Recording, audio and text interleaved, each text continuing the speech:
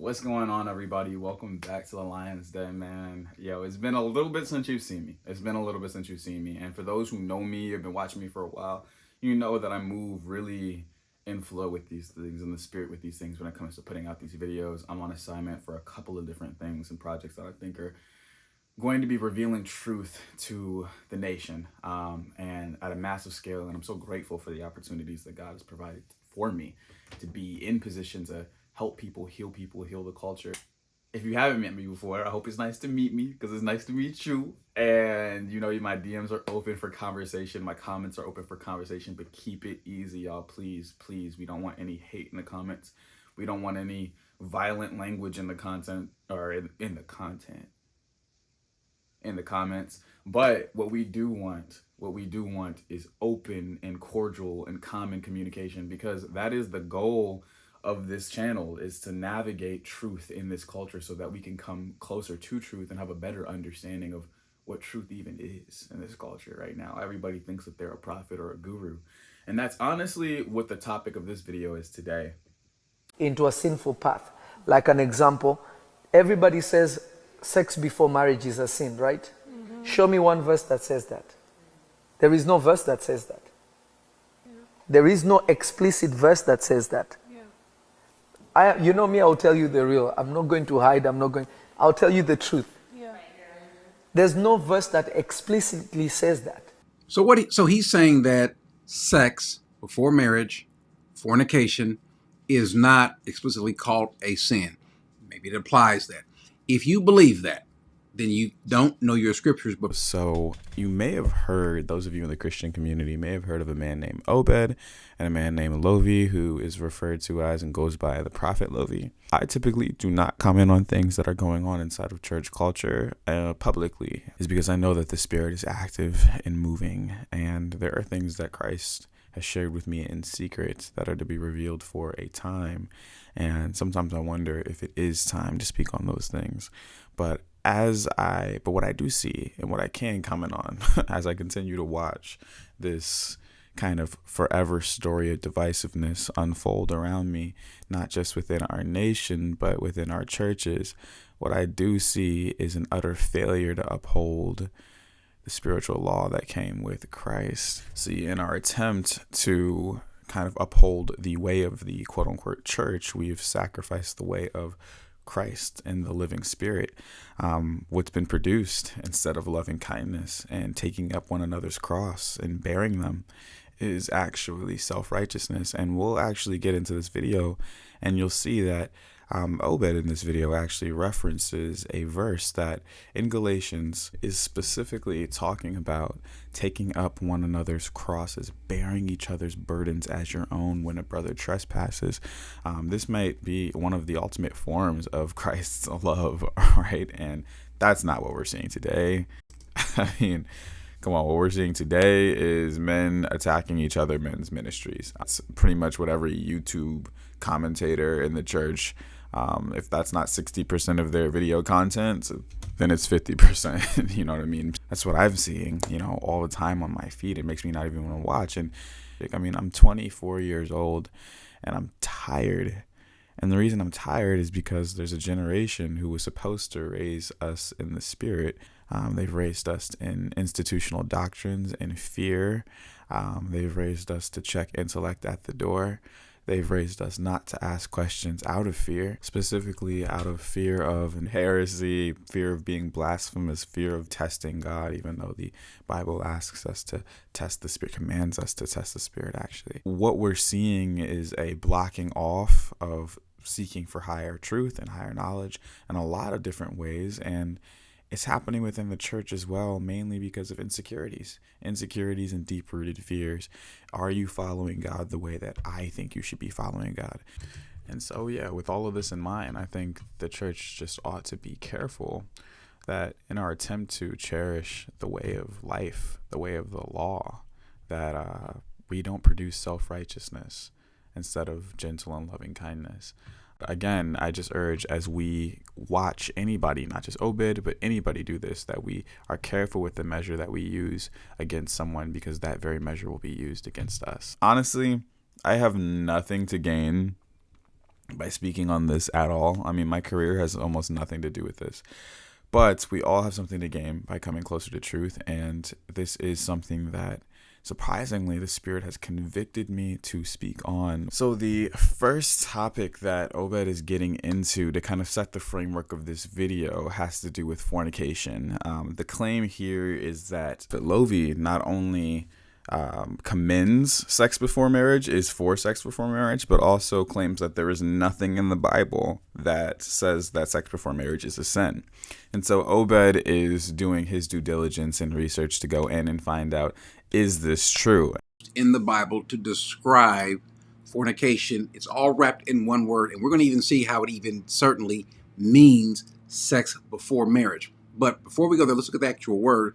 The word is in 1 Corinthians 6:9. We'll see this word show up. Or do you not know that the unrighteous will not inherit the kingdom of God? Do not be deceived, neither fornicators, nor idolaters, nor adulterers. Now you would say, well, okay, there it is, the word fornicators. Now the word fornicators, the reason why it's put that way is because we understand what it means. It comes from the word porneia, which means to be evil or to be sexually immoral. Okay, so off rip, my guy Obed is already wrong. Fornicators come from the word pornos, like he said. But in Greek and Hebrew translation, this is referring to male prostitution.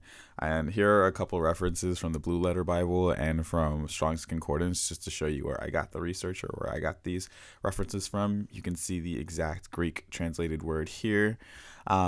This is specifically referencing male prostitution, not the embodiment of all sexual evil.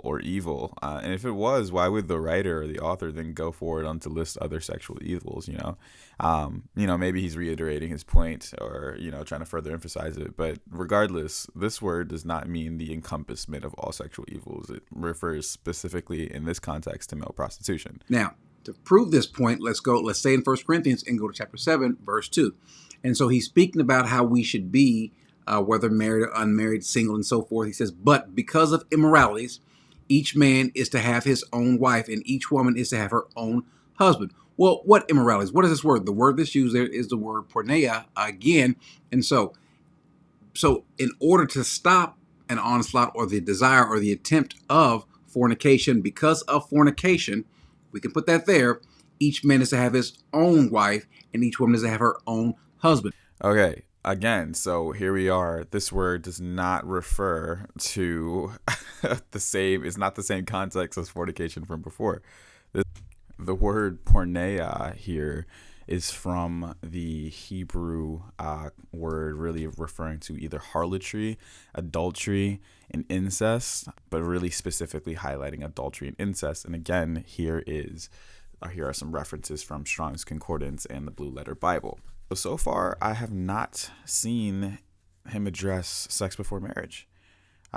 He's addressed fornication, which the word clearly calls out as evil. But what's also clear is that, at least seems to be clear, is that Obed's understanding of fornication is cultural and not exactly scriptural, which is kind of sad because he has the Greek translation sitting right there. But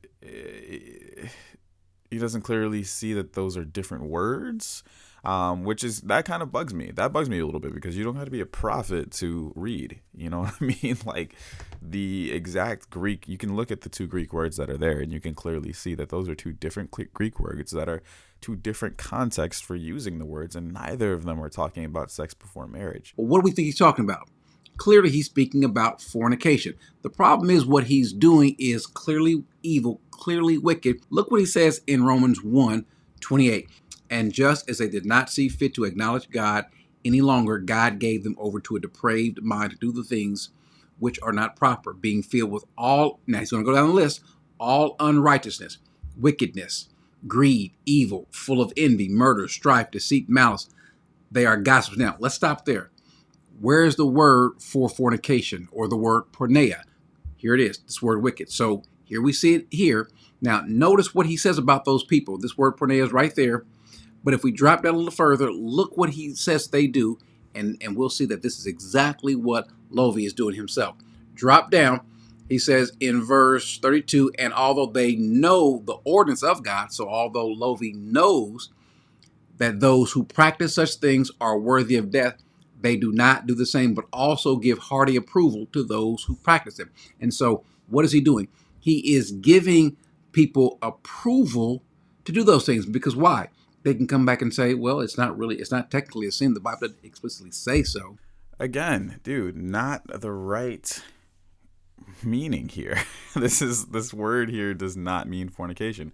This word is specifically speaking towards those with evil purpose or desire in their heart. And I get it. Porneas, porneia, pornea, all of the pornos, all the different like Greek sounding words that, I mean, they basically do generally mean the same thing, right? But the context of when they're being used is very important. It's very much like using words in America. When you say one thing, one there, all it sounds the same means something completely different in the right context of the word, right?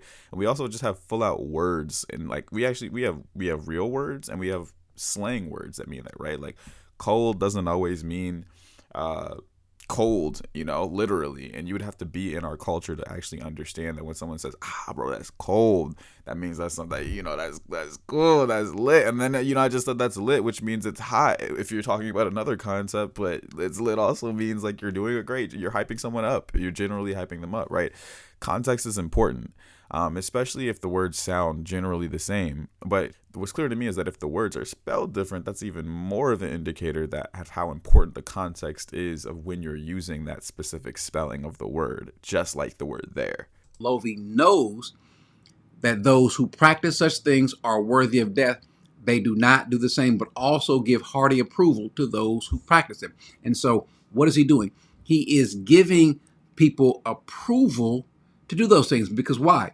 They can come back and say, well, it's not technically a sin. The Bible doesn't explicitly say so. Okay, so here he went on to say that Prophet Lovy is actually approving of these things. And from the clip that he played, that's not what Lovy said. All he said was that it's not outlined explicitly in the Bible where there's sex before marriage. And Lovy, if you watch the rest of his videos and just do a slight bit of research on him, he clearly condemns sex before marriage. This video that Obed is commenting on is a year old, and in that very video, Lovy condemns sex before marriage. Here's a clip.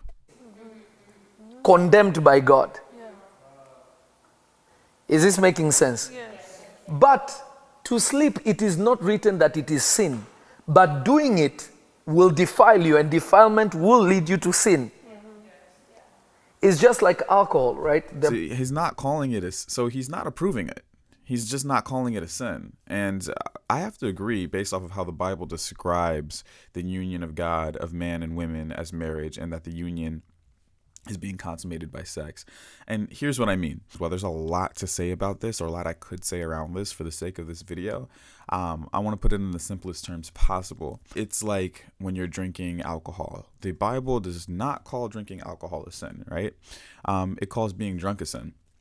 Now, if you were to drink alcohol without having God in mind, while you're not sinning yet, the removal of God from your conscious mind as you're drinking will almost certainly lead you to sinning. It's basically kind of the same analogy or point that Lovy is making here. What do I mean by that? Okay, you taking shots and everything, and you're drinking. If by shot 3, right as you're about to pick up shot 3, the Spirit convicts you, and it's like, hey, you need to slow down here so that you don't become drunk, so that you keep sober-minded, right? And then you listen to that Spirit and you say, all right, cool, actually, I'm going to slow down. Come back a couple hours from now, right? Or I'm just going to cool out for the rest of the night. Then you haven't sinned because you drank the alcohol, but you didn't get drunk. Now, when that Spirit convicts you, if you were to say, nah, bro, we in this. It's a good night, boy. I'm getting dirty. Everybody, shot. You know what I'm saying? Like, if it's that energy and you push God out of your mind, you push the Spirit out of your mind, and you continue drinking, well, then you're definitely gonna get turned. You're definitely gonna get lit, and at that point, becoming drunk is what the Bible calls a sin. When you lose your sober mind because you've really opened your spirit up to a new spirit, the spirit that's behind whatever you've been intaking in yourself. There's a lot of ways for sin to seep into your life if you're having sex before marriage, because like Lovy said, it is a defilement of the body. If it's not adultery or lusts, if it's not idolizing the person as well, there's a lot of ways where you can end up finding yourself in this cycle of death and this cycle of destruction. And I think even people in the world can understand that. If you don't understand what I mean by defilement, I mean that if your body is this temple, you deserve so much better than some kind of fling, some kind of fake, fabricated, superficial relationship that isn't going anywhere, where the person is just using you for your body, is just using you for as an emotional cushion. I know when I was doing all that, I realized I deserved better than that. You know, it's a defilement of me. It was a defilement of my purpose and the intention of this beautiful gift called sex. I was just not using it for its highest purpose. Now, my question would be, if the body is a temple for God, as it clearly states in the Bible, then is there anywhere in the Bible that says that the defilement of a temple is a sin? Because in that case, technically sex before marriage would be a sin. But, you know, we'd have to find that, right? And this is what I think we should be doing. We should just be asking questions instead of rushing to the fearful conclusion, this man is a false prophet. Just like, relax, bro. Let's just ask questions. We're going to get to the truth. From what I'm seeing here, Obed has really just jumped to the conclusion that not only does he practice these things, but he promotes these things. Obviously not true from Lovy's own mouth, from his own words. He does not promote these things. He just said it wasn't explicitly outlined. I'd much rather use my voice to highlight where the Spirit is moving and present rather than where the Spirit is not. But that's the problem. I think that's the problem with most of the YouTube prophets today, the YouTube commentators and gurus today. It's like you'd much rather tear down a brother in Christ proclaiming that the Spirit is not with them rather than acknowledging where the Spirit is. This is truly frustrating. I'd much rather relax and make music right now. I'm just saying. Before we log off of this and move on with our day, though, I just feel like it's really important that we just skip to one of Obed's points that I think was just very, very important. Amongst all of these things that he covered on, I think it's really important. So definitely check out that part 2 video. But for this part of the video, I just want to look at why he pulled up Galatians 6:3, because in pulling up Galatians 6, I think he just completely overlooked something that was way more important than the point he was trying to make. This is a man who is full of so much pride, who is into himself. Now, you don't have to take my word for him. This man thinks that he is the best thing walking around on the planet right now. Right now, I'm saying it before God. I know myself, especially in this nation. Can nobody cast out demons like me? That is true. I am not saying the other people are not casting out demons. They are being used by God. But I know my spiritual level. I know it. Right now, I'm saying it before God. I know myself, especially in this nation. Now, let me give you 2 passages, and we'll just be through with this man for the time being. The Bible says in 1 Corinthians 10:12, it says that, therefore let him who thinks he stands take heed that he does not fall. Now, this particular person has gone above and beyond this particular passage. He thinks not that he is secure and that he's godly. No, he just thinks he's the best thing ever. The Bible also tells us this in Galatians 6:3, says, for if anyone thinks that he is something when he is nothing, that's him. The Bible says that he deceives himself. This is him. This is him. Okay, so this one's just kind of frustrating, bro. This one's just kind of frustrating because the very next verse actually addresses the point that he's making right there, talking about a reason for boasting oneself. But what's even more important is that the context of this verse is specifically talking about one who considers himself greater than another in terms of when a brother trespasses or commits a sin, advising us to take up their cross. But let's look at the verse, right? So starting at Galatians 6:1, brethren, if a man is overtaken in any trespass, you who are spiritual, restore such a one in a spirit of gentleness, considering yourself lest you be tempted. Bear one another's burdens, and so fulfill the law of Christ. For if anyone thinks himself to be something when he is nothing, he deceives himself. But let each one examine his own work, and then he will have rejoicing in himself alone and not in another. For each one shall bear his own load.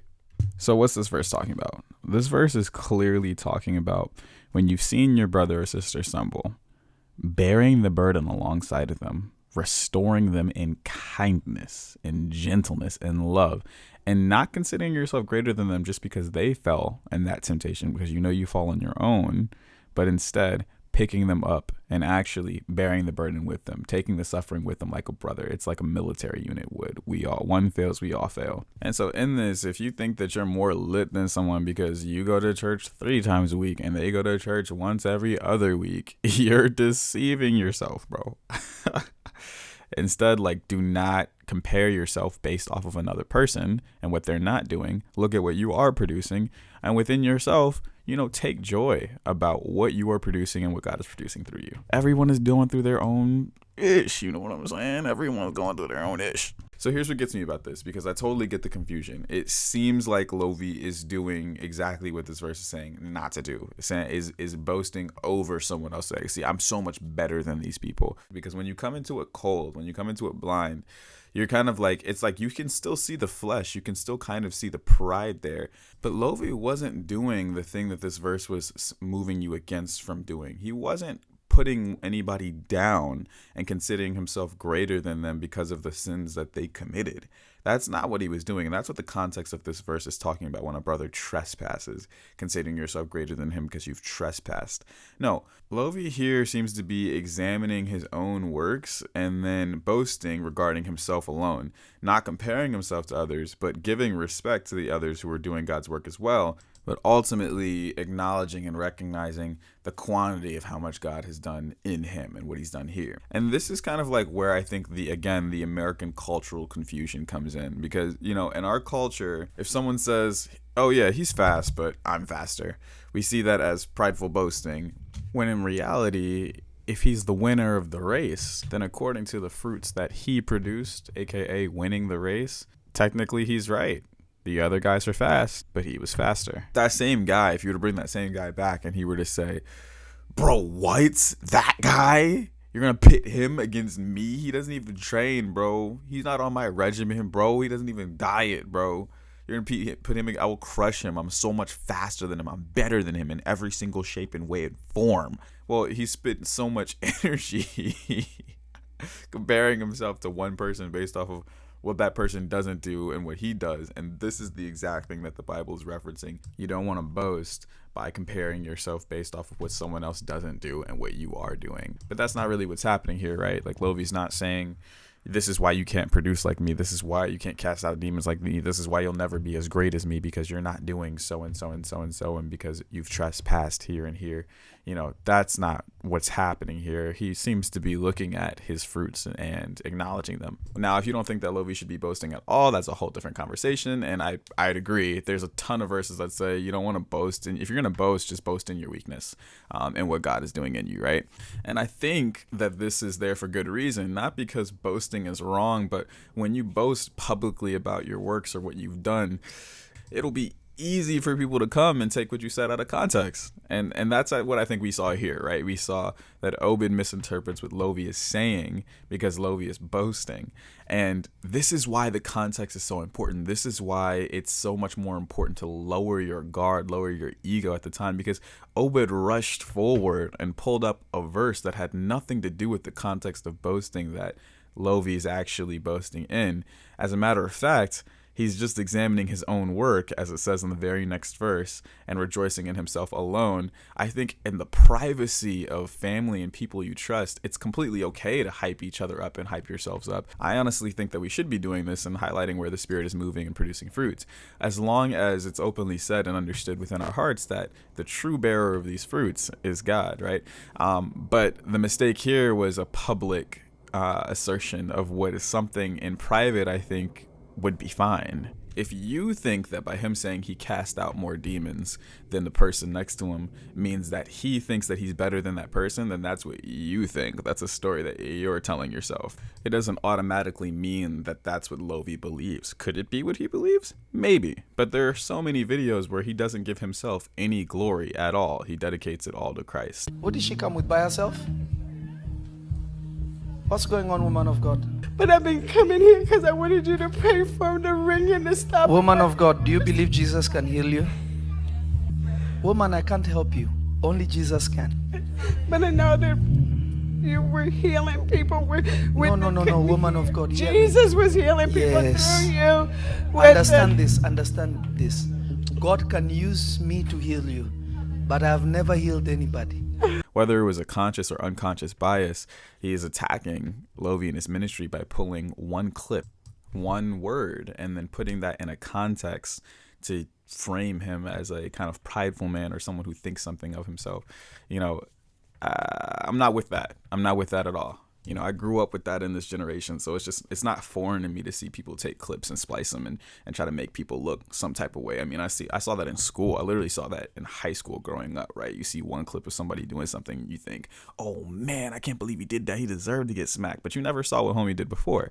And not only that, but at a kingdom level, we're watching one self-proclaimed man of God attack another self-proclaimed man of God in an unforgiving way, kind of a brutal tone, tearing apart his ministry, referencing the very verse that is urging us that if we believe one has trespassed or he has trespassed, that we restore their spirit in gentleness. The irony is crazy. At the very end of the part 2 of this video, I'm going to address Lovy specifically regarding what he spoke on about the prophets rising in America, or the number of prophets being few in America. But for this video, you know, I hope this didn't come off too one-sided, guys. You know, it's hard not to come off one-sided when one person is doing all the attacking. Lovy, while he did put a response out in the video, he didn't necessarily say anything to attack Obed's ministry. He actually acknowledged that many people were coming to Christ through Obed, but he was also calling him a fool, you know, a false prophet himself, and really defending his own ministry. He took the time in that video to defend his own ministry. So yeah, it's kind of hard to defend someone who's not being attacked. I really hope that above all else, the point of this video that we took away was not to defend any of them, but really to hear that right now is not the time to be looking at where the Spirit is not, but to be looking at where the Spirit is present and where it is active in our brothers and sisters. If we're truly seeking the kingdom first, we're seeking the expression of that kingdom all around us, in our life, in our friends' lives, in our families' lives. And we need to be actively looking for how that Spirit and how the kingdom is expressing through the church, the new thing that God is doing, using the text, always using the text to know who our God is, to remember who our God is, to back what our God is doing. But let's not get so lost in the text, like the Pharisees and the very people who killed our king, that we can't see past it, that we can't see what God is doing with the living Spirit in the present. I hope that this video resonated with you guys today, and if it did, please like, comment, subscribe. I was gonna say share and subscribe. Subscribe, guys. Share and subscribe. Let people know that there is a new time for a new conversation. So love you guys. Keep each other in your prayers and me, please, and be safe out there, y'all. The whole world is the lion's den. Fell in love with the pacifist. Them boys cannot fuck with my measurements. She let them riled up in the sawdust. Just cause with me, she knows she